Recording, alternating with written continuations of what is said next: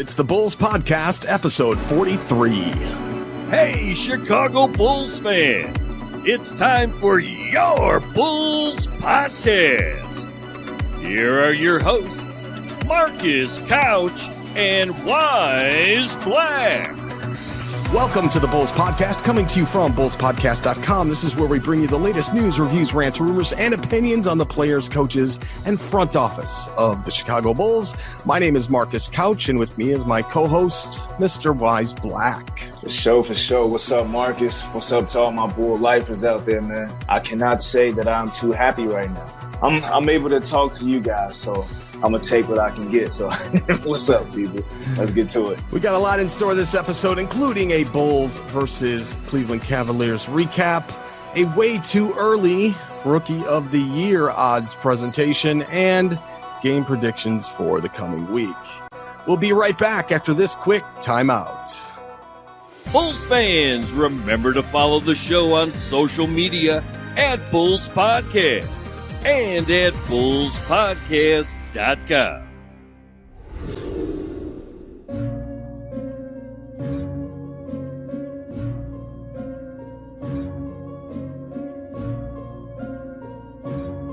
All right, we're back. And in celebration of the Bulls Podcast, episode number 43, we celebrate a number of other number 43s. Among them, Cory Blount, who wore number 43 as a Bull.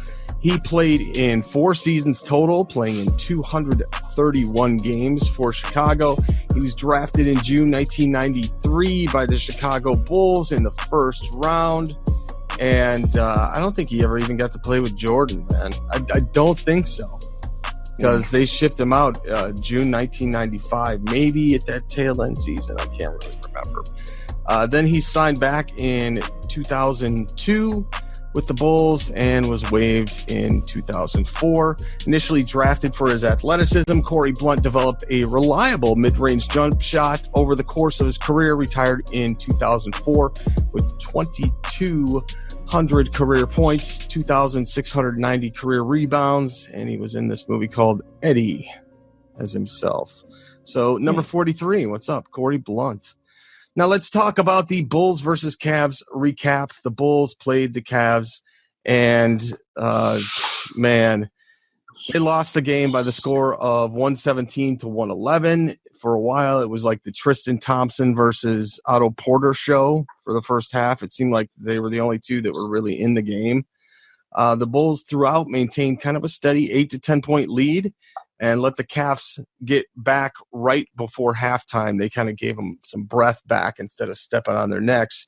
The third quarter featured a lot more back and forth, with the Bulls and Cavs trading leads on several series and exchanges. I think they led by 6 at the start of the fourth. And that's when Tristan Thompson basically took over for the Cavs and sealed the game down with the final 2-minute stretch, closing out the game with 23 points, 10 rebounds, and 5 blocks. That was crazy stats. Kevin Love for the Cavs had 17 points, 20 rebounds, and 6 assists. This has got like 2 guys almost getting double-doubles or triple-doubles here. For the Bulls, Wyse, I'm sorry, but it seems like we're going to be calling the storage armory and getting out the tank already. I don't know, man. Lauri Markkanen had 16 points, 8 rebounds. Otto Porter Jr., 15 points, 5 rebounds, 3 assists, and for a long stretch, again, seemed like he was really the only Bull that was out there trying. Thad Young played pretty well the first 3 quarters, but down the stretch became kind of a liability. What is Luke Cornett doing? He had 9 points tonight on 4 of 6 shooting, but just 2 rebounds, and the dude's 7-1. Kobe White, 8 points in 20 minutes on the floor, shooting 3 for 12 and 1 assist. I mean, Wyse, what's your thought on the game tonight and the guys we're talking about, and who are we not talking about in this conversation that should be stepping up as a franchise player? Oh man. See, let me get to this game first, man.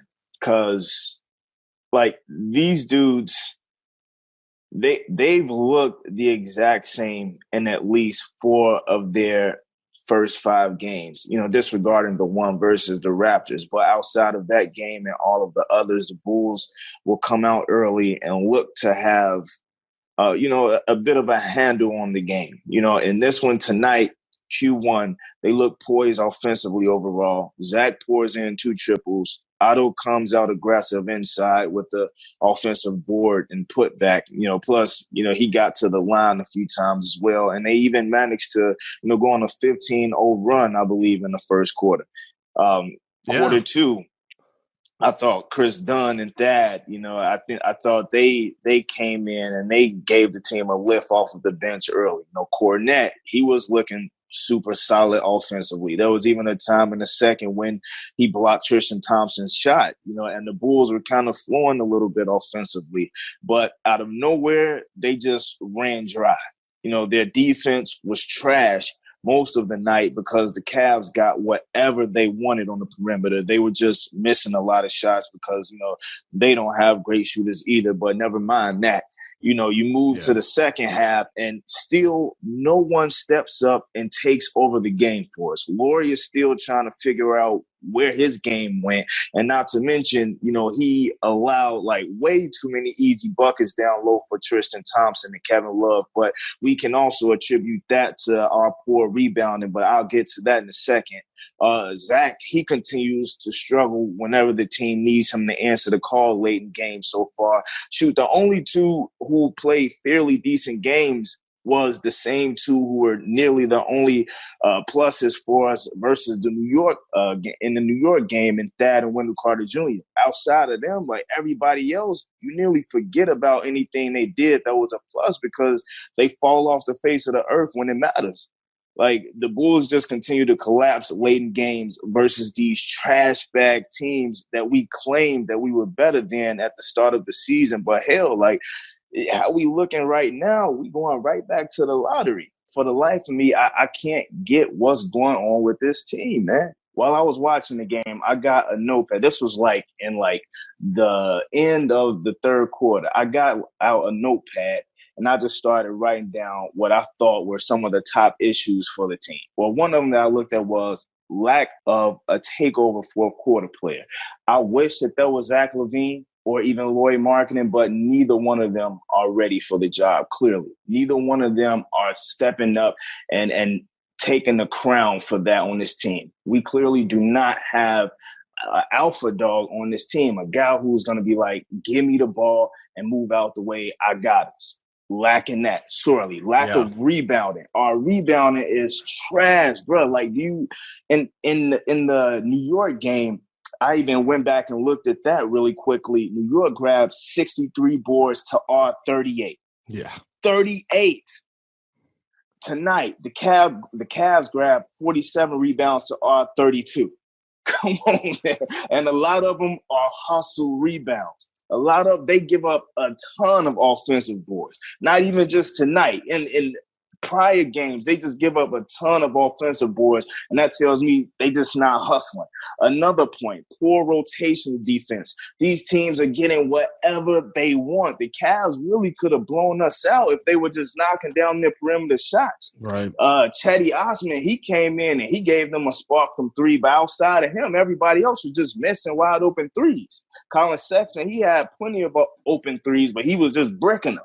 Yeah. You know what I'm saying? Him and Jordan Clarkson. But other than that, too, lastly, is no offensive game plan. And I look directly at Jim Boylan for that. Because when I look at this team out there, I'm looking why is Chris Dunn pulling threes? Why are plays not being drawn up to get an easy go-to bucket? Why does it look like every guy out there doesn't know their role? It's they gave up 67 to me, man. They gave up 67 points in the second half, dude. 67 points. Yes. Lowry spent most of the fourth quarter on the bench. Why? Is he just not confident? Is he? I mean, what turning into Nico now? Been out there for? Yeah, that's what it's looking like. Ever since that first game, he's just left. He's left the team. His soul has left the team because Laurie can't buy a bucket, man. I don't know what he's doing.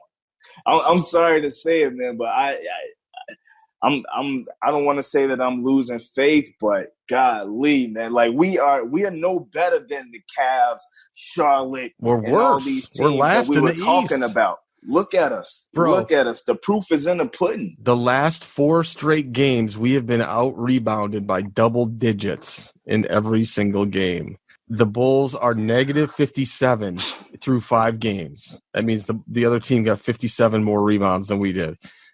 We are the second worst rebounding margin through 5 games in the last 7 NBA seasons. The second worst. Sato and Dunn are 16 of 51 overall and 2 of 16 from 3 to start the season. Lowry was out the whole fourth quarter. And then yesterday I'm watching this interview with Zach, and he's like, hey, we're mad that we're pissing away games. And he says they should have a flipped record of 3-1 instead of 1-3. This was yesterday. And then he goes and basically, shits the bed in Cleveland with 6 of 14 shooting, no rebounds, and 2 assists in the game tonight. Back it up, dude. Back it up. You're going to talk, you got to back it up for Chicago. Okay, right. Speaking of backing up, let's back up really quickly. Yeah. Look at the acquisitions that we have on this team.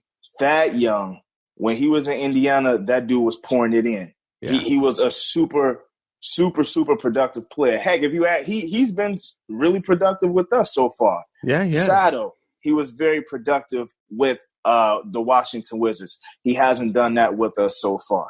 I don't know if I necessarily blame all of that on him. Otto Porter Jr., he's still a fairly new acquisition. We have Wendell Carter Jr., who we didn't have that much last year.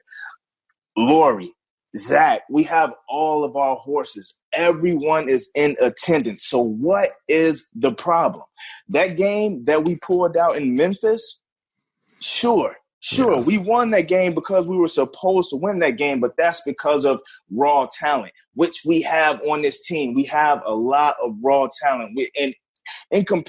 When we talk about talent-wise, the Bulls, I think that we out-talent the Cleveland Cavaliers. We definitely out-talent the Charlotte Hornets, the Memphis Grizzlies, and all of that. That Grizzlies game, we won that on sheer talent. But the missing component is the coaching, man. He's supposed to be able to bring that talent out of these guys consistently. They can go in on some nights and win on just sheer talent, but the job of the coach is supposed to be able to teach these guys how to do it consistently. He's supposed to show them how to hone their game and showcase it on a nightly basis. That's how guys turn into all-stars. That's how guys bring out their full potential. Boylan just seems like he's not up for the job, if you ask me right now. I'm not one of those guys that likes to call for coaches' jobs and all of that, but come on, man, he has to take a bulk of the blame for this, if you ask me, because we have a totally revamped team. And looking at how they're playing, they actually play different than the team of last year. Yeah, they look totally different. Where's Gafford? Where's this kid that we all thought we stole? Dude, did you see that?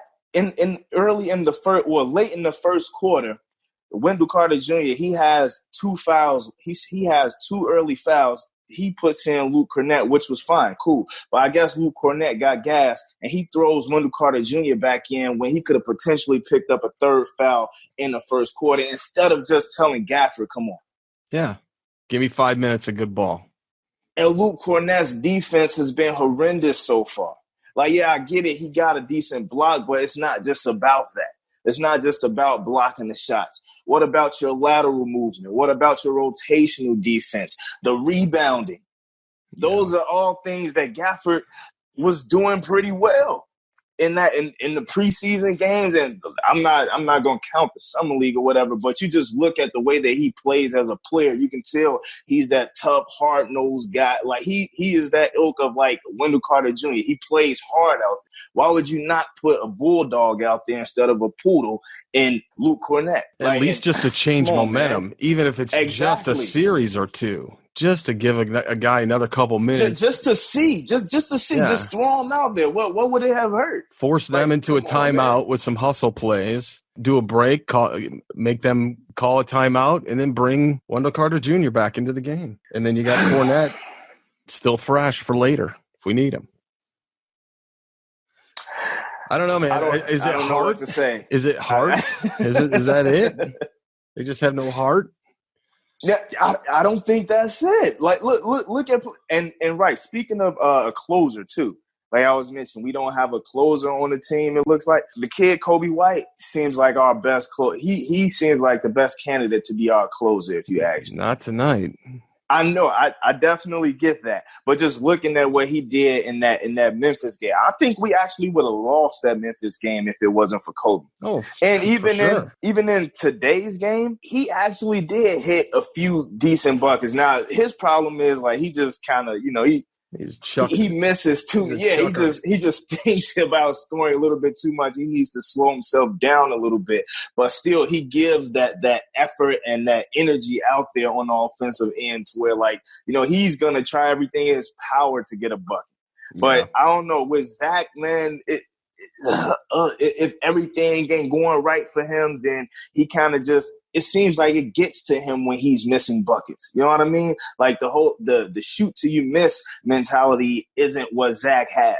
He thinks too much about when he misses the shots, and I think that it carries over into his game. It kind of kills his confidence instead of being like a guy like a Kobe Bryant who's the ultimate scorer. Kobe couldn't care less if he went whatever, 5 for 13, or 5 for 18. In the fourth quarter, he's still gonna take that shot. He's still gonna take that last shot and nail it. Zach doesn't have that killer mentality right now. And he's taken a lot of stupid threes. He did it last week to lose the game. He did a lot of it the last game, the New York game. It just seems, I don't know. It seems out of place. Like it seems forced. That's the whole thing seems forced. And I'll tell you, through these games, I can see why our defense and the rebounding is so terrible, because I don't think Boylan and the coaching staff has versed these guys on how to make switches properly or how to handle switches from other teams. Yeah. Or how to group rebound, team rebound. It's always just one. It's always one guy down there. Yeah. Like you look at the game today. Look at how many rebounds Kevin Love got. What was it, 20? 20. How do you let a guy grab 20 boards on you? And Tristan Thompson had 15 or something. I knew early on. I was like, man, what are they doing letting Thompson get in this game? Yo, Thompson. They got Thompson looking like an all-star out there right now.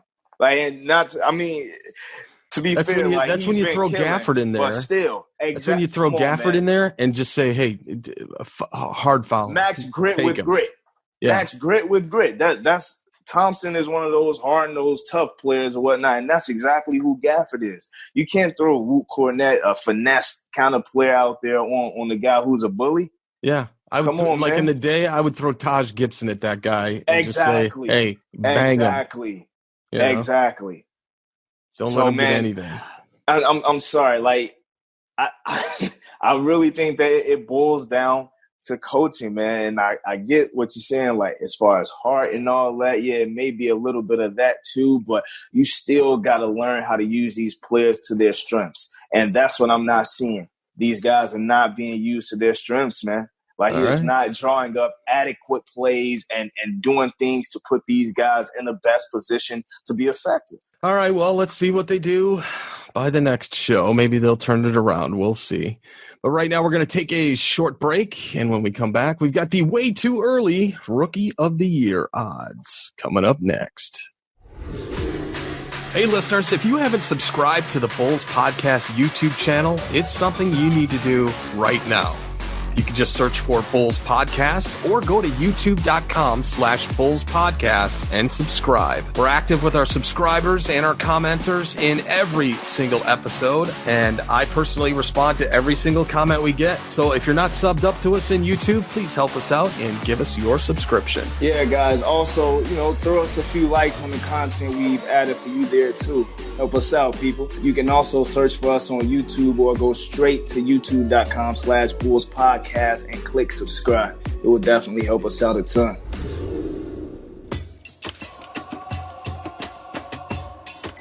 All right, there is an updated odds card that's already making the rounds for Rookie of the Year candidates. Wyse, we got 5 games in, and we're already talking Rookie of the Year, or at least according to who Las Vegas thinks it will be. Kobe White on this list is actually 4th, and that's not bad considering, he was drafted 7th. And Zion is actually right above him at number 3 on this list in terms of favorites for Rookie of the Year.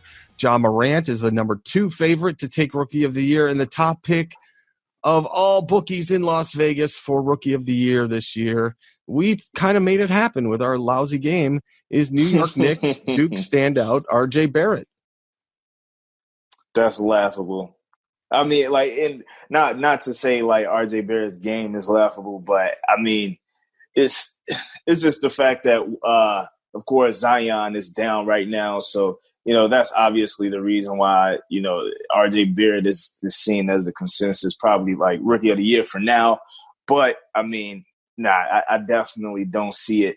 But even with Ja Morant, looking at how Kobe played against him during that game in Memphis, like Kobe is coming off of the bench and he's being considered to be a Rookie of the Year candidate. That's actually none of those other guys are actually. Man.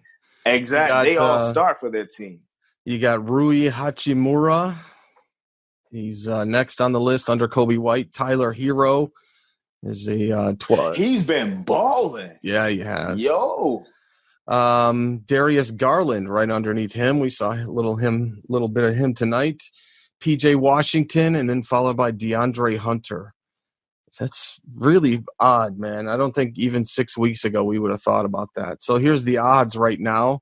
If I'm betting $100, and Kobe wins it, I'm gonna win 700. So I don't know why Zion is at 400, which means what? 4 to 1 odds. No. Did you say that you put money on Kobe? No. If I were. Oh, if. Okay. If. Right. I'm not doing that anymore. If I were, I would win $700 off a $100 bet. For sure. For Zion, I would win $400.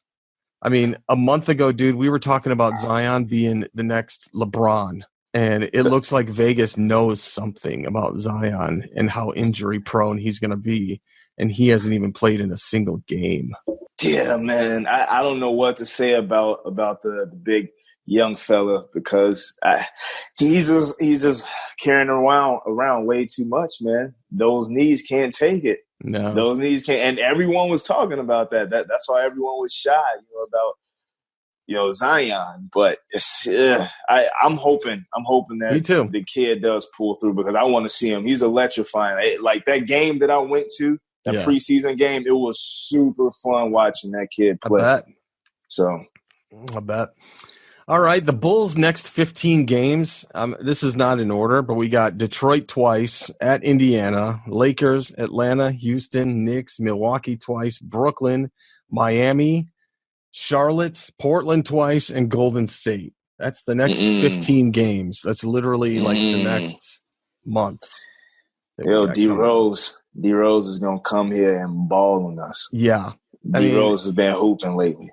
How out of these 15 games, if we win 3, we're lucky. How these dudes looking, right? We're going to be 4-18 or 4-19, right when we're sleeping off our Thanksgiving dinner. Weren't we like, what was it, 26 games in or 24 games, something like that with Hoiberg? Yeah. I believe we was about, 4-19 or something like that, right? Yeah. 5-19. Yeah, so it looks like Jim might replicate that. Yeah. Jabari Parker's going, whew, man, dodge that bullet. And they thought it was me, huh? Yeah. So let's predict. What he's sitting back saying. Yeah, let's get our prediction actually for the next few games coming up. And as Wyse mentioned, Friday, November 1st, the Bulls are going to visit Detroit with Derrick Rose, Blake Griffin, and the rest of the Pistons. I'm guessing this is an L. What do you think? Yes. L for you? Am I putting an L down for you? Yes. All right. Definitely L. Looking at how these guys, it's so hard for me to – it's not hard for me to say that, but it hurts me to say that. I know. Just because we all were wishing that we all were expecting these guys to come in and look totally different than last year. But how can I say anything or expect anything else right now? I can't. It's still going to be fun to watch college ball and see who we can get next year in the lottery. All right. Sunday, November 3rd, the Bulls stay on the road and head to Indiana and take on the Pacers in Indianapolis on a Sunday afternoon game. I think it's going to be a loss. Even though Thad Young's probably going to have a good game in Indiana, I don't think they're going to pull it out. We usually play Indiana pretty well too. I'm gonna go out on a limb and say W. All right. I went with all dubs last week, and now I think I'm going all L's, and I'll see what happens. This is like when you try and change your strategy playing roulette. It doesn't really make sense, but you kind of think it does. Right. Then Tuesday, the hype train rolls into Chicago and the United Center as the Bulls take on LeBron James, Anthony Davis, and the Los Angeles Lakers, and Dwight Howard too. And I think the Lakers are going to kill him, and we're going to get a loss. But I think boy Dwight is balling right now. I think my boy Dwight. I don't think so. He's having a resurrecting year so far, man. He coming along. I would have loved to have seen Joakim Noah play on the Lakers. That just would have killed me to have him play with LeBron, his arch nemesis. Yeah, I'm glad he's not on the Lakers, man. He wouldn't have looked right in the yellow and gold. Sorry. I don't know, man. That's where all Bulls go to die. Horace Grant did. What's his name? Ron Harper did. Nah, I just wouldn't have wanted to see Noah sell out like that and join the enemy. Like, he needs to forever be the arch enemy of LeBron James. He just needs to fade out, right? Is that what you're saying? Yes. All right. Yes. All right. Then Wednesday, November 6th, the Bulls hit the road again to take on Jabari Parker, Trae Young, Vince Carter, and the red-hot Atlanta Hawks. And yesterday, I saw Jabari Parker actually made the top 10 NBA plays. So that's cool to be seeing Jabari thriving somewhere at least. But Trae Young is down right now. So I expect the Bulls to pull that one. If Trae Young doesn't play, I'm expecting the Bulls to win that. Ooh, okay. And I didn't get your prediction for the Lakers. Ew. Okay. No All right, so just to recap, Wyse and I think that the Bulls will get killed by the Detroit Pistons. We are mixed on the Sunday game where the Bulls take on the Pacers. Come on, that. Consensus Tuesday when the hype train rolls into Union Station. We both predict losses for the Bulls against the Lakers. And Wednesday, November 6th, the Bulls in Atlanta. Wyse thinks they're going to win. I think we are going to take another L. It's not going to be like that 4 overtime game that was so awesome last year. I think this is going to be one and done in Atlanta. So that's our predictions. We are going to take one last break and close it all out right after this. Hey everybody, remember we are a new show and we do need your support in social media. We made it really simple to find us with some special redirect links. You can find us at Bulls Podcast on Twitter, on YouTube, on Instagram, and go to bullspodcast.com/Facebook to get tied into our Facebook group. And if you'd like to subscribe to the show, we are on Apple Podcasts at bullspodcast.com/Apple, on Stitcher, bullspodcast.com/Stitcher, and on Spotify at bullspodcast.com/Spotify. All right, Wyse, I was just on the Bully Pulpit podcast, which was totally fun. We had a little game of what would we do if we were the owner. But frankly, dude, I was just testing out some material for my main routine, which I'm going to test out when you and I are going to be a guest on Ball on Bulls with Big Dave and C-Dub. Dude, I am so looking forward to doing that. I might even bring the game show back that we did last year. Remember that? That was dope. That was fun. Check out Wyse Black on social media, on Twitter at @radical_creator, on Instagram @radical_creator, and on YouTube just search for Wyse Black. Putting out a lot of content there, my man. I noticed that on YouTube. On Twitter, you can find me at Marcus Couch. Instagram is at Marcus Couch. Everything show related you can find at Bulls Podcast. And everything that we talk about, everything we do is over there at bullspodcast.com. Closing thoughts, Wyse? I don't have much to say. I'm just thankful for the people, man. That's pretty much it. Thank you, Chicago. Thank you wherever you're listening to us. We appreciate it. And let's keep hope alive. I'm not giving up, not just yet. Keeping hope alive. Sometimes hope is all you got. Until next time, thanks for listening, everybody. Go Bulls. Go Bulls. Hey, Bulls fans. This is your Bulls championship announcer, Ray Clay, saying, so long, everybody. Go Bulls.